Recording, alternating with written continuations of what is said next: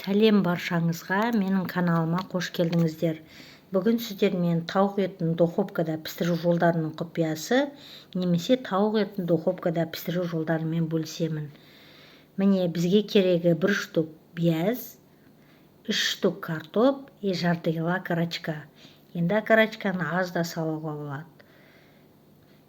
Міне биязымызды турадық, соломка етіп, одан кейін картопымызды әдемілеп турап, дәмдеуіштерін қосып, араластырып бияздың бетіне саламыз.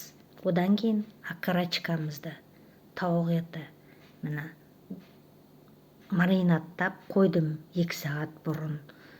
Оған білесіздер, чесногын, майонезін, сосын томатный паста, дәмдеуіштеріңізді қосып, маринадтап қоясыздар. Міне бияз, картоп, окорочкамыз кетті, тауықтың еті.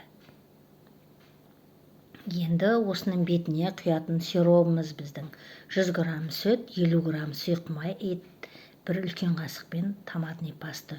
Үшеуін жақсылап араластырып, бетіне құямыз. Біздің неміз окорочкамыз, картопымыз сочный, жақсы, жұмсақ, дәмді пісу үшін. Міне қыз келіншектер әсіресе кеште не пісіреміз деп көбі не пісіруге болады деп жүреміз көбіне біздер.